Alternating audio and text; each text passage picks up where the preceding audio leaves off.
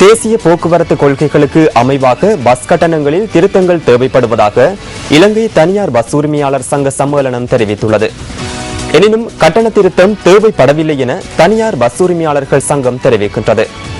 கட்டண அதிகரிப்பு இடம்பெறக்கூடாது என்ற நிலைப்பாட்டில் துறைசார் அமைச்சர் கருத்து வெளியிட்டுள்ளார். இது தொடர்பில் நியூஸ் ஃபர்ஸ்ட் இன்று ஆராய்கின்றது.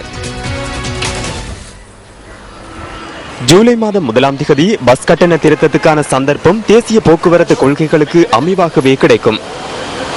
12 விடயங்களை அவதானித்து அதன் பிரகாரமே கட்டண திருத்தம் மேற்கொள்ளப்பட வேண்டும் என அந்த கொள்கையில் குறிப்பிடப்பட்டுள்ளது. மாதாந்த மற்றும் வருட செலவுகள் பாரிய அளவில் அதிகரித்துள்ளன. வருமான வரி கட்டணம் அதிகரித்துள்ளது. அதேபோன்று லோக் அனுமதி பத்திரம், ரோட் பெர்மிட், டயர் மற்றும் டியூப் ஆகிய வாகனங்களின் உதிரி பாகங்களின் விலைகளும் அதிகரிக்கப்பட்டுள்ளன. இவ்வாறான நிலையில் பஸ் கட்டணத்தில் திருத்தம் மேற்கொள்ளப்படாதது ஏன்? அரசாங்கம் பஸ் கட்டணத்தில் திருத்தங்களை ஏற்படுத்தாவிடின் தொழிற்சங்க நடவடிக்கைகளுக்கு செல்வோம்.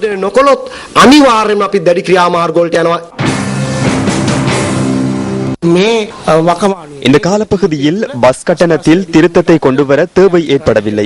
தற்போது காணப்படும் செலவினங்களின் அடிப்படையில் மதிப்பீடு செய்தால் 104% கட்டண திருத்தத்துக்கு செல்ல முடியும்.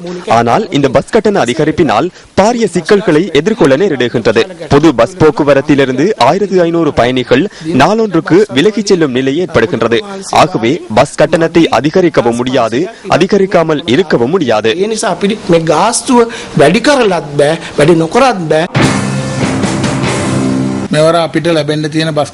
எதிர்வரும் ஜூலை மாதம் 1ஆம் தேதி பஸ் கட்டண திருத்தம் கிடைக்கும் என எதிர்பார்த்துள்ளோம். பஸ் உதிரி பாகங்கள் பலவற்றின் விலை அதிகரிக்கப்பட்டுள்ளது. எரிபொருள் விலை அதிகரிக்கப்படவில்லை. கிடைக்க வேண்டிய தொகையை பஸ் உரிமையாளர்களுக்கு கிடைக்க சந்தர்ப்பத்தை ஏற்படுத்துவார்களாயின் அதுவே தேசிய போக்குவரத்து ஆணைக்குழு தனியார் போக்குவரத்து சேவைக்கு செய்யும் பாரிய ஒத்துழைப்பாகும்.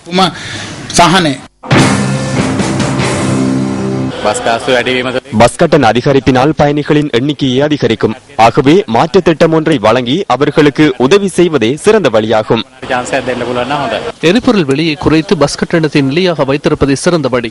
அவ்வாறு இல்லை என்றால் எமது சம்பளத்தை அதிகரிக்க வேண்டும். பஸ் கட்டண அதிகரிப்பில் எமக்கு உடன்பாடு இல்லை. நாங்கள் சாதாரண மக்கள் பெரும் சிரமத்துக்கு மத்தியிலேயே வாழ்கின்றோம். நிவாரணம் வழங்குவதே சிறந்த வழியாகும். கட்டணத்தை அதிகரித்தால் கிடைக்கும் வருமானமும் கிடைக்காது, பஸ் சேவையை முன்னெடுக்க முடியாது. எரிபொருள் விலையை அதிகரித்து கட்டணத்தை அதிகரித்தால் பயணிகள் பாரிய அசௌகரியங்களுக்கு உள்ளாவார்கள். இதனை முன்னெடுக்க முடியாமல் போகும். எரிபொருள் விலையை குறைப்பதே சிறந்த வழி. அப்போதுதான் சிறந்த சேவையை மக்களுக்கு வழங்க முடியும்.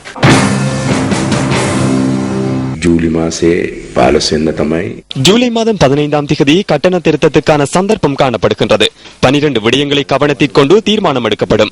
பொதுமக்களுக்காக அவர்களின் விருப்பங்களை நிறைவேற்ற அமைச்சு என்ற வகையில் நாங்கள் கடமைப்பட்டுள்ளோம். அதே போன்று பஸ் துறையையும் பாதுகாக்க வேண்டும். அதற்காகத்தான் இந்த 12 விடயங்களும் காணப்படுகின்றன. இதில் பஸ் கட்டணத்துக்கான சந்தர்ப்பம் தற்போது இல்லை.